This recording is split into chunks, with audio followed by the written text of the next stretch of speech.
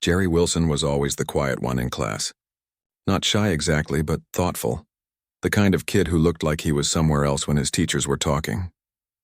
At 12 years old, with unruly brown hair that never seemed to stay combed and glasses that kept sliding down his nose, he didn't stand out in the hallways of Pine Creek Middle School.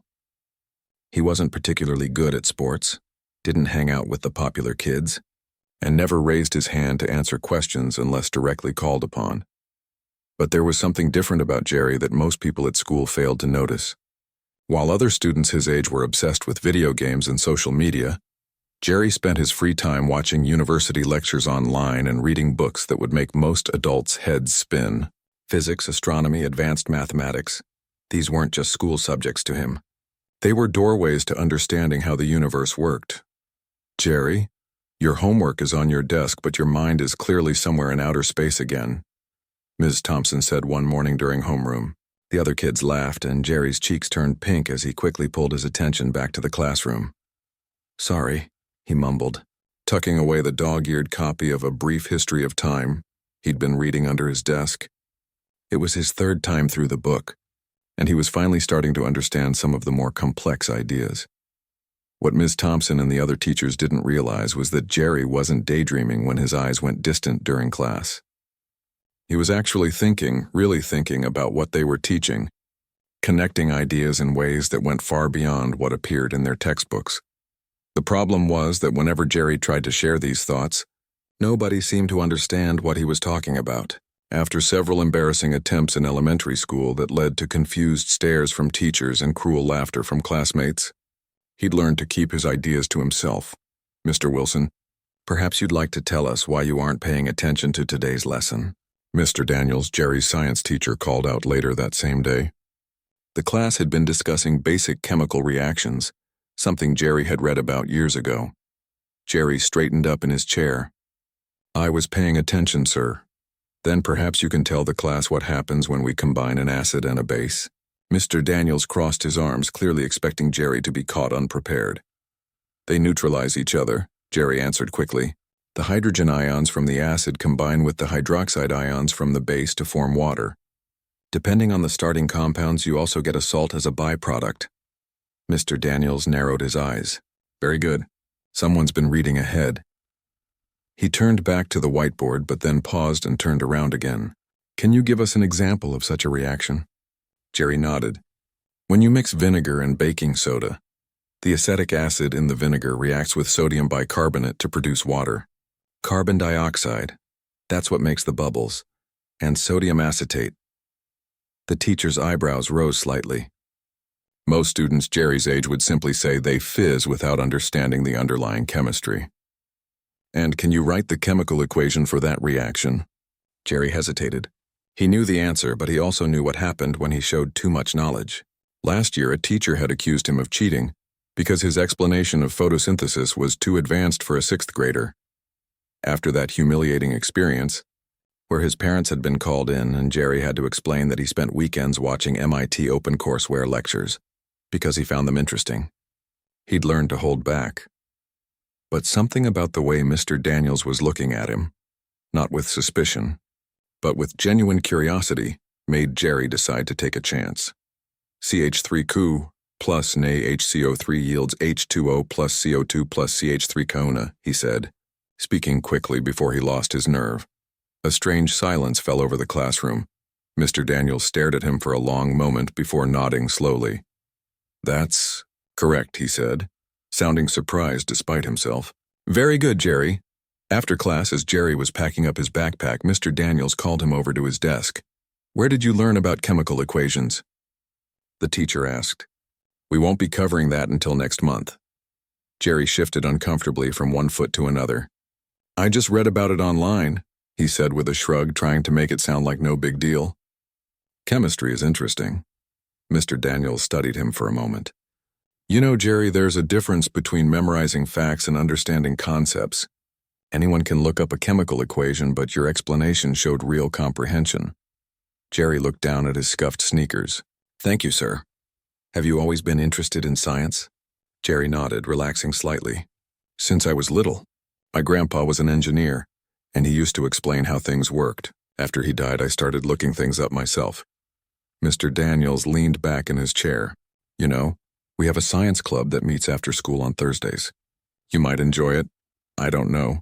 Jerry hesitated. The last time he joined a club, the other kids had made fun of him for knowing too many random facts. Just think about it, Mr. Daniels said. We could use someone with your enthusiasm. As Jerry left the classroom, he felt a small glow of pride. Maybe this year would be different. Maybe he'd finally found a teacher who didn't think he was weird for being interested in things most kids his age found boring. That afternoon, as Jerry walked home from the school bus stop, he thought about Mr. Daniels' invitation. The science club did sound interesting.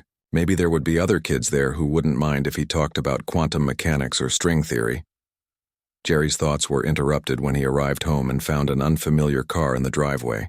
Inside, he discovered his parents sitting at the kitchen table with a visitor, a tall woman, in a gray suit who introduced herself as Dr. Rivera from the school district's gifted education program. Jerry, his mom said, her voice tinged with excitement. Mr. Daniels called us after school today. He thinks you might benefit from some advanced placement testing. Jerry froze, his backpack still half slung over his shoulder. What kind of testing? Nothing to worry about, Dr. Rivera assured him with a warm smile. Just some assessments to see if our program might be a good fit for you. Mr. Daniels was quite impressed by your knowledge of chemistry today. Jerry's dad clapped him on the shoulder. Looks like someone finally noticed what we've been saying for years, buddy. For as long as Jerry could remember, his parents had been telling teachers that he needed more challenging work. They'd been met with polite nods and empty promises, but nothing ever changed. Most teachers just thought his parents were like all parents, convinced their child was special when he was really just average. The testing would take place next week, Dr. Rivera explained. If your scores are what Mr. Daniels suspects they might be, we could look at customizing your educational plan. Would I have to change schools? Jerry asked, suddenly worried. Despite everything, he had friends at Pine Creek, not many, but enough to make the days bearable. Not necessarily, Dr. Rivera said. There are many ways we can accommodate advanced learners. Some take certain subjects at the high school, while remaining with their peer group for others. Some participate in online courses through the university. We tailor the approach to each student. As Dr. Rivera continued explaining the program, Jerry felt a strange mixture of hope and fear. Being recognized for his abilities was something he'd both wanted and dreaded. What if the testing showed he wasn't as smart as Mr. Daniels thought? Or worse, what if he was placed in advanced classes and couldn't keep up? What do you think, Jerry? His mom asked, breaking into his thoughts. Would you be willing to take the assessments? Jerry thought about all the times he'd hidden his interests from teachers and classmates.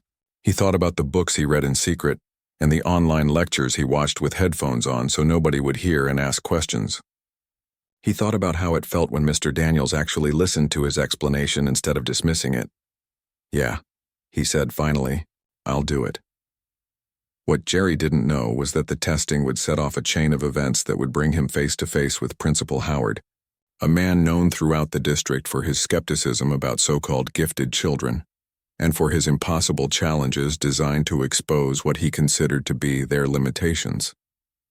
But that confrontation was still days away, and for now, Jerry allowed himself to feel something he hadn't experienced in a school setting for a long time. Hope. The morning of Jerry's testing arrived with gray skies and a light drizzle that matched his nervous mood. His mom had made his favorite breakfast, chocolate chip pancakes, but he could barely eat, pushing the food around his plate instead. You'll do great, honey, his mom said, squeezing his shoulder as she cleared the barely touched plate. Just be yourself. Jerry nodded, but the knot in his stomach only tightened. Being himself was exactly what had gotten him into trouble in the past. The testing took place in a quiet room at the district office, a place Jerry had never been before. Dr. Rivera greeted him with a warm smile and led him to a desk where stacks of papers and several electronic tablets waited. We'll start with some standard assessments, she explained, and then move on to some more specialized tests based on your interests. There's no time limit, so don't feel rushed. This isn't about speed, it's about understanding how you think. The first tests were surprisingly easy: basic math problems, reading comprehension passages, and logical reasoning puzzles that Jerry breezed through. As the day progressed, the questions became more challenging, but also more interesting. By lunchtime, Jerry had forgotten his nervousness and was actually enjoying himself. "You're doing wonderfully," Dr. Rivera told him during their lunch break. "This afternoon we'll focus more on science and mathematics since Mr. Daniels mentioned those are areas of particular interest for you." The afternoon tests included problems Jerry had never seen before, but the concepts behind them were familiar from his independent reading. There were questions about physics that required applying formulas in new ways, chemistry problems that asked him to predict reactions, and math challenges that made him think creatively. By the time the testing ended, Jerry felt drained but oddly satisfied. For once, he hadn't needed to hide what he knew or pretend to be confused by things he understood. "We'll have the results analyzed by next week," Dr. Rivera told him. "But off the record, Jerry, I think you're going to find some exciting changes coming your way soon." On the drive home, Jerry's dad peppered him with questions about the tests, but Jerry found himself unable to describe exactly what had happened. "It wasn't like regular school tests," he finally said. "They didn't just want me to give answers. They wanted to see how I figured things out." The following week dragged by at school. Jerry found it harder than ever to focus on the standard lessons, knowing that somewhere someone was looking at his test results and deciding his future. He wondered if he'd done well enough to qualify for whatever program Dr. Rivera had in mind, or if he'd somehow failed to live up to Mr. Daniels' expectations. On Friday afternoon, Jerry's parents received a call asking them to attend a meeting at the school on Monday morning. Jerry would need to be there too. The weekend was the longest of Jerry's life. By Monday morning, he'd convinced himself that he'd somehow messed up the testing so badly that they needed to have a special meeting just to tell his parents how average he really was, Jerry. And his parents arrived at Pine Creek Middle School 15 minutes early for their 8 a.m. meeting. The school secretary directed them not to Dr. Rivera's office as they'd expected, but to the principal's office instead. "Principal Howard wants to be part of this discussion," she explained with a tight smile that did nothing to ease Jerry's anxiety. Jerry had seen Principal Howard before. Of course, the man led school assemblies and sometimes patrolled the hallways between classes, but he'd never spoken to him directly. Everyone at Pine Creek knew that Principal Howard had once been some kind of math genius who'd worked for NASA before becoming an educator. He was tall and imposing, with steel gray hair and sharp eyes that seemed to notice everything. They were kept waiting outside his office for 10 minutes past their appointment time, which only added to Jerry's nervousness. When they were finally invited in, they found Principal Howard seated behind his large desk with Dr. Rivera and Mr. Daniels in chairs to his right. "Mr. and Mrs. Wilson." "Jerry." Principal Howard nodded at each of them in turn, his expression unreadable. "Please take a seat." As they settled into the chairs facing his desk, Jerry noticed a thick folder in front of the principal, his name clearly visible on the tab. "I'll get straight to the point," Principal Howard began, his voice deep and authoritative. "Dr. Rivera has shared the results of Jerry's assessment with me, and frankly, they're quite extraordinary." Jerry blinked in surprise. This wasn't what he'd expected to hear. "According to these tests," Principal Howard continued, tapping the folder with one finger, "Jerry scored in the 99.9th percentile across multiple subjects, with particular strength in mathematics and physical sciences."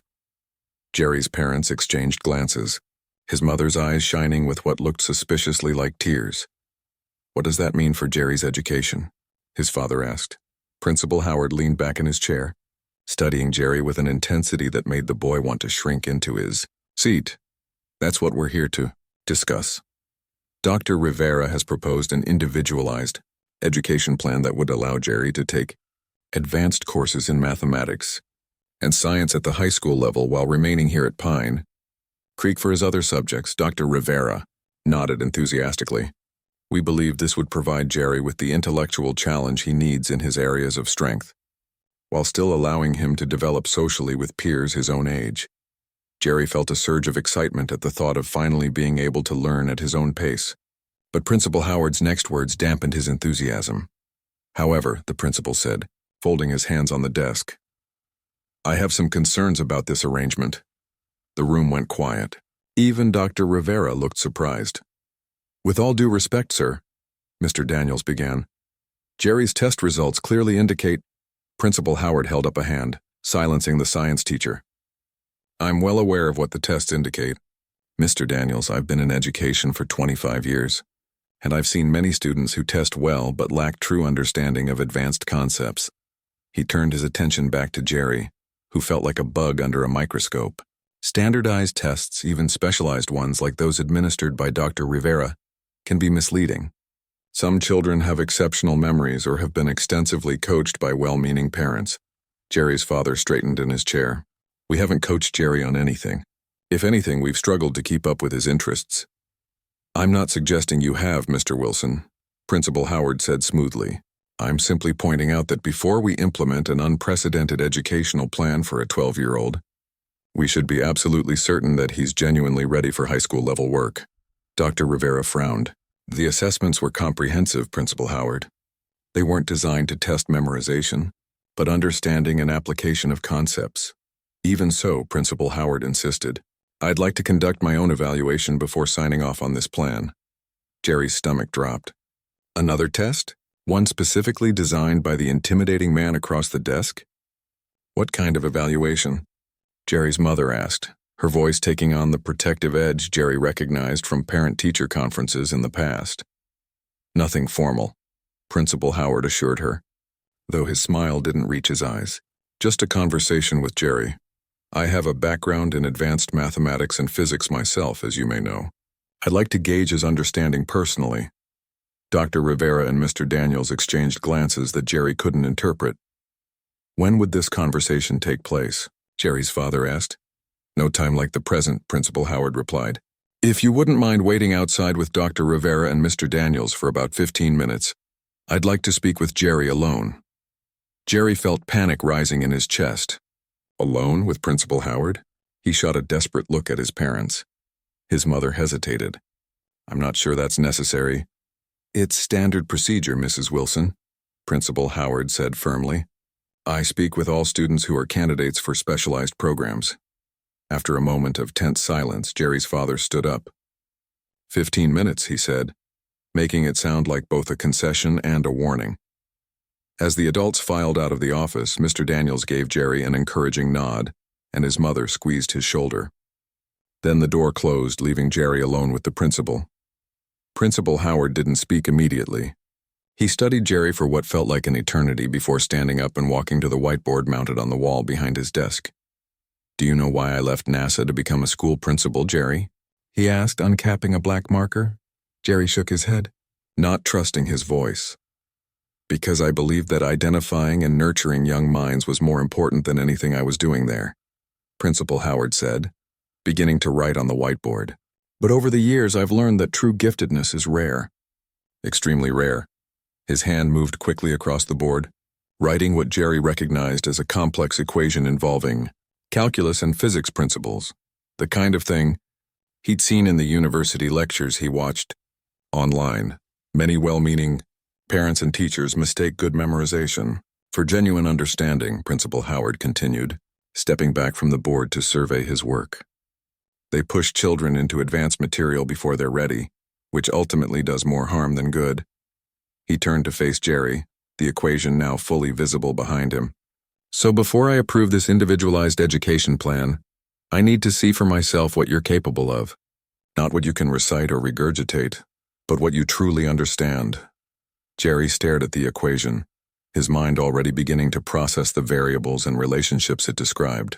It was clearly related to orbital mechanics, something about calculating the velocity needed for a satellite to maintain a stable orbit around a planetary body.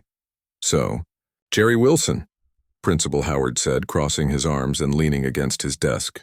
Tell me what you see on that board. Jerry stared at the complex equation on the whiteboard, his heart pounding in his ears. For a moment, the symbols swam before his eyes as anxiety threatened to overwhelm him. He took a deep breath, trying to calm himself. Principal Howard watched him silently, his expression unreadable. The only sound in the office was the ticking of the wall clock and the faint hum of the fluorescent lights overhead. Take your time, Principal Howard said, though his tone suggested he didn't expect Jerry to make much sense of what he'd written. Jerry focused on the equation again, forcing himself to break it down piece by piece. He recognized the basic structure. It was definitely about orbital mechanics. There was the gravitational constant, a mass variable, radius terms. But something wasn't quite right. It's an equation for calculating orbital velocity, Jerry said hesitantly, his voice small in the large office. Principal Howard's eyebrows rose slightly. Go on. It's showing how fast an object needs to travel to maintain a stable orbit around a planet or star, Jerry continued, gaining confidence as he spoke about a topic he genuinely understood. The velocity depends on the mass of the planet and the distance of the orbit from the center of the planet. That's a textbook definition anyone could memorize, Principal Howard said dismissively. What else can you tell me about it? Jerry swallowed hard but then noticed something odd about the equation. He squinted at the board, then pointed to a section of the formula. There's an error, he said, surprising himself with his boldness. The radius term in the denominator should be squared, not cubed. If it's cubed, the units wouldn't balance out correctly. Principal Howard's expression changed almost imperceptibly. Are you certain about that? Jerry nodded, feeling more sure of himself. Yes, sir. The gravitational force decreases with the square of the distance, not the cube. That's why the radius term needs to be squared in this equation. The principal walked back to the board and examined the equation closely. After a moment, he picked up the marker and corrected the exponent, changing the cube term to a squared one. Interesting, he said, turning back to Jerry. What else can you tell me about orbital mechanics? For the next several minutes, Jerry explained concepts he'd learned from watching lectures and reading books. How elliptical orbits work, how the conservation of angular momentum keeps planets in their paths, and how gravitational assists can be used to accelerate spacecraft. Principal Howard listened without interruption, occasionally nodding or making notes on a pad on his desk. When Jerry finished his explanation, the principal capped his marker and set it down. That's all correct, he admitted, but it could still be memorized information. Let's try something else. He erased the board and began writing a new problem, this time a complex algebraic equation with multiple variables. Solve this, he instructed, and explain your thinking as you go. Jerry approached the board nervously. Principal Howard handed him a marker, and Jerry began working through the problem step by step, explaining his reasoning for each move he made. He rearranged terms, factored expressions, and eventually arrived at a solution. Principal Howard checked his work, frowning slightly. Correct again. He glanced at his watch. We have a few minutes left. Let me ask you something different. He cleared his throat. Why does this interest you, Jerry? Most kids your age are playing video games or watching TikTok videos. What makes you want to learn about physics and higher mathematics? The question caught Jerry off guard. He'd been prepared for more equations, not a conversation about his motivations. I just like understanding how things work, he said after a moment. When I was little, my grandpa and I used to take apart old radios and clocks. He'd explain how all the parts fit together to make something useful. After he died, I started reading more about science because it felt like I was still connected to him somehow. Jerry paused, surprised by his own openness. But it's not just that. It's like, when I understand something about how the universe works, it makes me feel like I'm part of something bigger. Does that make sense? For the first time since the meeting began, Principal Howard's stern expression softened. Yes, Jerry. It makes perfect sense. The principal returned to his desk and sat down, studying Jerry with new eyes. When I was about your age, I became fascinated with astronomy after my father gave me a small telescope. I spent every clear night in our backyard, mapping the movement of planets and stars. My teachers thought I was wasting my time. He tapped his fingers thoughtfully on the desk. I'm going to ask you one more question, and I want you to think carefully before answering. What would you do with advanced education if you received it? What's your goal? Jerry considered the question. It wasn't something he'd thought about explicitly before. What did he want to do with all this knowledge he was accumulating? I'm not sure exactly, he admitted. But I think I'd like to solve problems that help people. Maybe design spacecraft that could explore farther into space, or figure out new ways to produce clean energy, or invent medical tools that could save lives. He looked down at his hands. I know those are big dreams for a kid from Pine Creek Middle School, but I can't learn enough to even try if I'm stuck reviewing basic math I already understand. Principal Howard was quiet for a long moment. Then he stood up and walked to the door, opening it to invite the others back in. Jerry's parents, Dr. Rivera and Mr. Daniels, filed back into the office, their faces anxious. "Well?" Jerry's father asked immediately. "How did it go?" Principal Howard returned to his seat behind the desk. "I've completed my evaluation," he said formally. Then, to everyone's surprise, he smiled, a genuine smile that transformed his stern face. "And I owe all of you an apology, especially you, Jerry." Dr. Rivera and Mr. Daniels exchanged confused glances. "I've been teaching and administering schools for many years," Principal Howard continued, "and in that time I've developed a certain skepticism about claims of exceptional ability. Too often I've seen parents push children into advanced programs they weren't ready for, resulting in stress and eventual burnout." He looked directly at Jerry. "But I was wrong in this case. Jerry doesn't just know facts and formulas. He understands the underlying concepts at a level I've rarely seen, even in high school students." Jerry's mother reached over and squeezed her son's hand, her eyes shining with pride. "Not only did he correctly identify an error I deliberately placed in an orbital mechanics equation," Principal Howard continued, "but he also solved a complex algebraic problem with ease and, most importantly, was able to articulate his thought process clearly." Mr. Daniels couldn't hide his smile. "So you'll approve the individualized education plan?" "I'll do more than that," Principal Howard replied. "I'd like to personally oversee some of Jerry's advanced work. Before I became an administrator, I taught university-level physics and mathematics. With your permission," he said, looking at Jerry's parents, "I'd like to work with Jerry once a week on material that goes beyond even the high school curriculum." Jerry could hardly believe what he was hearing. Not only had he passed Principal Howard's test, but now the intimidating administrator wanted to teach him personally. "Additionally," Principal Howard continued, "I'd like to connect Jerry with a colleague of mine at the university who runs a weekend program for exceptionally gifted students. It would give him the opportunity to work alongside others with similar interests and abilities." Dr. Rivera beamed. "That sounds perfect. I can work with Jerry's regular teachers to adjust his daily schedule to accommodate the high school classes." "And what about his regular classes here?" Jerry's mother asked. "Will he still have time to just be a kid?" Principal Howard nodded. "That's an important concern, Mrs. Wilson. The plan would have Jerry taking advanced math and science at the high school 3 mornings a week, with his other subjects remaining here at Pine Creek. He would also have lunch and electives with his current classmates." He turned to Jerry. "What do you think about this arrangement?" "It would be challenging, but I believe you're up to it." All eyes in the room turned to Jerry, who felt a mixture of excitement and nervousness at the prospect of such a radical change to his education. "I'd like to try," he said simply. "Thank you for giving me the chance."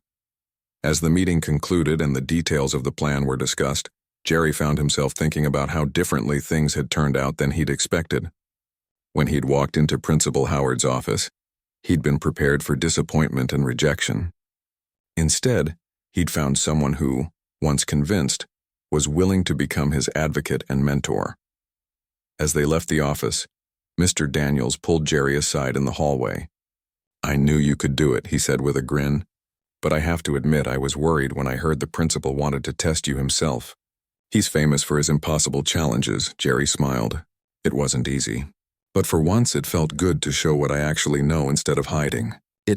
What Jerry didn't realize yet was that word of his, exceptional performance in Principal Howard's office, was already beginning to spread through the school. By lunchtime, his life at Pine Creek Middle School would never be the same again. Jerry's first day as a split-schedule student started with a knot of anxiety in his stomach. His mom drove him to Pine Hill High School instead of taking the bus to middle school, and he clutched his backpack straps tightly as they pulled into the parking lot. "You'll be fine," his mom said, giving his shoulder a squeeze. "Principal Howard called your teachers personally to make sure they understand the situation." Jerry nodded, but couldn't shake the feeling that he was about to walk into the lion's den. High school students were practically adults in his eyes, tall, intimidating figures who wouldn't welcome a 7th grader in their advanced classes. "What if they think I'm weird?" he asked quietly, voicing only one of the many fears swirling in his head. His mom turned to face him. "Jerry, being exceptional isn't the same as being weird. And even if some kids do think that way, it doesn't matter. You're not going there to make friends, you're going there to learn." That wasn't exactly comforting, but Jerry knew she was trying her best. He took a deep breath, said goodbye, and walked toward the main entrance, feeling like everyone was staring at him even though the parking lot was nearly empty this early in the morning. Inside, he found the main office where he was supposed to meet Ms. Lee, the high school's guidance counselor. She was waiting for him with a printed schedule and a visitor badge. "Welcome to Pine Hill High, Jerry," she said warmly. "We're excited to have you join our advanced math and science classes. Let me show you where your first class will be." As they walked through the empty hallways, Ms. Lee explained that Jerry would attend advanced algebra first period, followed by AP physics, and then be driven back to the middle school for his remaining classes. 3 days a week, Monday, Wednesday, and Friday, he would follow this schedule. "The teachers are expecting you," Ms. Lee assured him as they stopped outside a classroom door, "and we've arranged for another student to help you navigate during the first week." As if on cue, a girl with curly hair and glasses appeared in the hallway. She looked young for a high schooler, but still at least a couple years older than Jerry. "This is Lisa Chen," Ms. Lee said. "She's a freshman who also took advanced placement in math and science last year when she was in 8th grade. Not quite the same as your situation, but she understands what it's like to be younger than her classmates." Lisa gave Jerry a friendly smile. "Don't worry, the teachers here are cool, and most of the students won't even notice you after the first day." Jerry wasn't sure if that was supposed to make him feel better, but he appreciated her honesty. After Ms. Lee left, Lisa walked with him into the classroom, which was starting to fill with students. "That's Mr. Peterson," she whispered, nodding toward a bearded man arranging papers at the front desk. "He looks scary, but he's actually pretty nice if you do your work." Jerry nodded, feeling too nervous to speak. Lisa led him to a pair of empty desks near the front of the room. "We should sit here," she advised. "It's easier to see the board and you don't have to look at everyone staring at you." As more students filed in, Jerry kept his eyes fixed on his desk, painfully aware of the curious glances and whispers. When the bell rang, Mr. Peterson stood up and cleared his throat. "Good morning, everyone. Before we continue with yesterday's lesson, I'd like to introduce a new student joining our class. This is Jerry Wilson from Pine Creek Middle School. Jerry has shown exceptional aptitude in mathematics and will be taking advanced courses with us this semester." All eyes turned to Jerry, who wished he could disappear into his chair. "I expect everyone to make him feel welcome," Mr. Peterson added, with a tone that made it clear this wasn't just a suggestion. The morning passed in a blur of equations and formulas. Despite his nervousness, Jerry found himself drawn into the lessons, which were challenging in a way his middle school classes had never been. Mr. Peterson moved quickly through concepts that would have taken weeks to cover at Pine Creek, and Jerry had to concentrate fully to keep up. In physics class, Dr. Taylor was even more intense, firing questions at students without warning and expecting immediate, thoughtful responses. When she called on Jerry for the first time, he froze momentarily before managing to stammer out an answer about kinetic energy. "Correct, but speak up," she said briskly before moving on to her next victim. By the time Jerry slid into the car with Mrs. Rodriguez, the parent volunteer who drove him back to the middle school, he felt mentally exhausted but strangely exhilarated. "How was it?" she asked as they pulled away from the high school. "Hard," Jerry admitted, "but good." The transition back to middle school was jarring. 1 minute he was calculating complex equations and discussing Newton's laws of motion with high schoolers, and the next he was sitting in English class with kids his own age who were passing notes about who liked whom and giggling at the substitute teacher's weird tie. Jerry's friend, Tyler, leaned over during a quiet moment. "Dude, where were you this morning? Everyone's talking about it." Jerry had known this was coming but still wasn't sure how to explain. "I'm taking some classes at the high school," he said quietly, hoping not to draw attention. Tyler's eyes widened. "For real? Like with actual high schoolers?" Before Jerry could answer, their teacher called for attention, saving him from having to explain further. But at lunch, he couldn't escape the questions. "So you're like some kind of genius now?" asked Pete, another boy from his grade, as Jerry sat down at their usual table. "No, Jerry began, but was cut off by Mia, who plopped down across from him. "My sister's in high school, and she said there's a little kid in her friend's math class," Mia announced. "That was you?" The questions kept coming, and Jerry found himself growing increasingly uncomfortable. Some kids seemed impressed, others skeptical, and a few seemed almost hostile, as if his advancement was somehow an insult to them. "It's not a big deal," Jerry kept saying, wishing they would talk about something else, anything else. Relief came from an unexpected source when Tyler suddenly changed the subject to the new video game he'd gotten over the weekend. The conversation shifted, and though Jerry caught curious glances throughout lunch, at least he wasn't the center of attention anymore. The afternoon classes were a mixed bag. In history, everything continued as normal. Jerry had always been good at but not exceptional in this subject. In gym class, however, he overheard a couple of boys mimicking him in high-pitched voices. The square root of pi is approximately 1.772453,851, one said. While the other laughed, Jerry pretended not to hear, focusing instead on the basketball drills they were supposed to be practicing. He'd never been good at sports, and the new attention made his usual awkwardness even worse. By the end of the day, Jerry was emotionally and physically drained. As he walked toward his bus, he spotted Principal Howard standing near the main entrance, watching the students file out. To Jerry's surprise, the principal motioned for him to come over. "How was your first day of dual enrollment?" Principal Howard asked. "It was okay," Jerry said, not wanting to complain. Principal Howard studied him for a moment. "Just okay? Was the material too difficult?" "No, sir, the classes were great," Jerry clarified quickly. "It's just, everything else is kind of weird now." Understanding dawned on the principal's face. The social aspects," Jerry nodded. "Everyone's treating me differently. Even my friends." Principal Howard sighed and placed a hand on Jerry's shoulder. "That's often the hardest part about being exceptional at anything. People don't know how to react, so they either put you on a pedestal or try to tear you down." "I just want to be normal," Jerry admitted. "But I also want to learn the advanced stuff." "Unfortunately, you can't always have both," Principal Howard said gently. "But if it's any consolation, this period of adjustment won't last forever. Your true friends will get used to the new arrangement, and everyone else's opinions don't matter." He paused, seeming to consider something. "You know, I had a similar experience when I was young.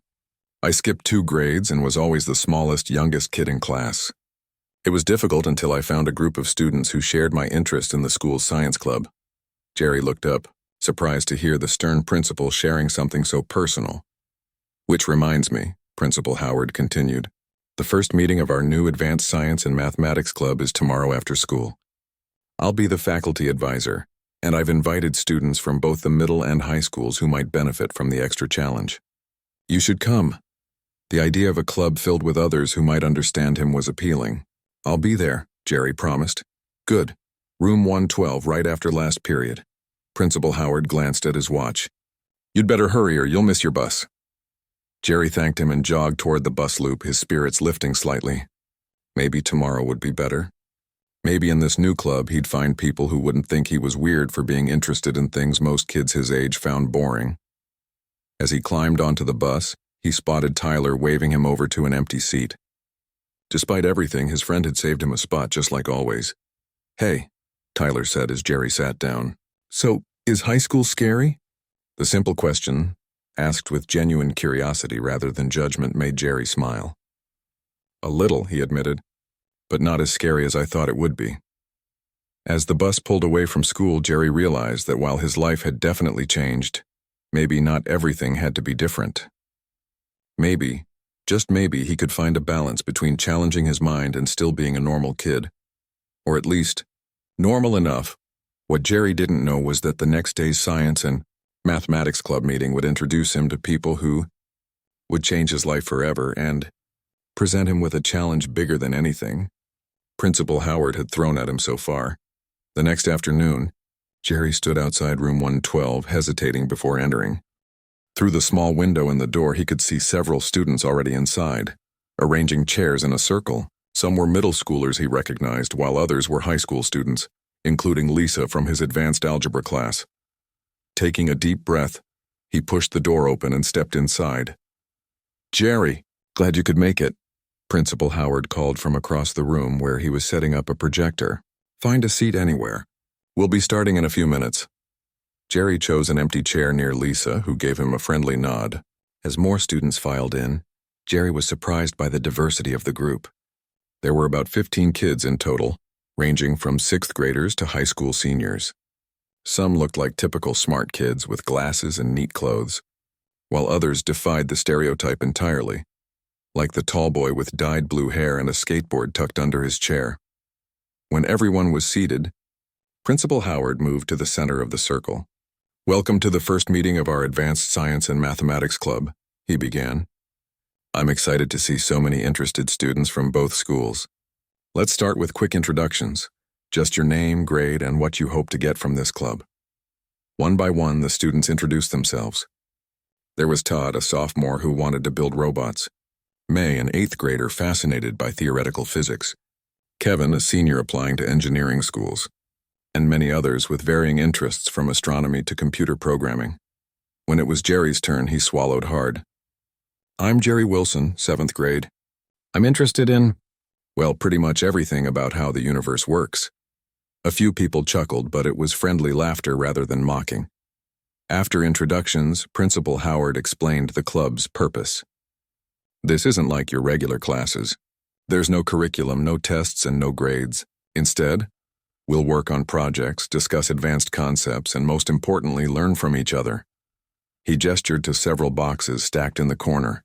"I've secured some funding for equipment, electronics kits, a 3D printer, telescopes, and various tools. The district has also given us permission to use the high school computer lab and science facilities after hours." The excitement in the room was palpable. These were kids who craved intellectual challenges beyond what their regular classes provided. "For our first project," Principal Howard continued, "I thought we might enter the Regional Science Innovation Competition. The deadline is in 3 months, which gives us time to develop something impressive. The winning team gets a $10,000 grant for their school and internship opportunities at the National Laboratory." Murmurs spread through the group. The Regional Science Innovation Competition was prestigious. Schools across 5 states participated, and winning would be a major achievement. "What kind of project are we supposed to do?" asked Kevin, the senior. "That's entirely up to you," Principal Howard replied. "The only requirement is that it addresses a real-world problem using scientific principles and innovative thinking. You can work individually or in groups of up to 4. As Principal Howard distributed the competition guidelines, Jerry's mind was already racing with possibilities. This was exactly the kind of challenge he'd been waiting for, a chance to apply his knowledge to something meaningful. After the meeting ended, several students lingered to discuss potential project ideas. Jerry found himself in conversation with Lisa, May, and Todd, who shared his enthusiasm for space-related concepts. "What if we built a model for a more efficient solar panel system for spacecraft?" Lisa suggested. "My dad works in renewable energy, so I know a bit about solar technology." "That could work," Todd agreed. "I could help with the electrical engineering aspects." May looked thoughtful. "We could incorporate some theoretical work on maximizing energy absorption in low-light conditions, like the outer solar system." They all turned to Jerry, waiting for his input. "What if we went bigger?" he said, surprising himself with his confidence. "Instead of just improving solar panels, what if we designed an entirely new power system for deep space exploration? Something combining multiple energy sources?" The others looked intrigued, and soon they were huddled around a table, scribbling ideas on paper as concepts flowed. By the time they left school that day, they had formed a team and outlined the beginnings of an ambitious project. Over the next few weeks, Jerry's life fell into a new rhythm. Mornings at the high school challenged his intellect in ways he'd never experienced before. Afternoons at the middle school became easier as the novelty of his situation wore off, and his classmates adjusted to the new normal. And after school, 3 days a week, he threw himself into the science club project with his new friends. Working with Lisa, May, and Todd was unlike anything Jerry had experienced before. For the first time in his life, he didn't have to simplify his ideas or worry about seeming too smart. Instead, the 4 of them pushed each other to think more deeply, to question assumptions, and to find creative solutions to the problems they encountered. Principal Howard proved to be an invaluable mentor, providing guidance when they got stuck, but stepping back to let them learn through their own mistakes. He opened the school on weekends so they could use the lab equipment, brought in reference materials from university libraries, and occasionally ordered pizza when their work sessions ran long. "You know," he told Jerry one Saturday afternoon as they waited for a computer simulation to finish running, "I see a lot of myself in you. At your age, I was also the kid who asked too many questions and read books meant for students years older." Jerry looked up from his notebook. Did it ever get easier? Being different? Principal Howard considered the question. Not easier exactly. But I found my place eventually, first in college, then at NASA, and finally here working with students like you. The world needs people who think differently. Jerry, don't ever forget that.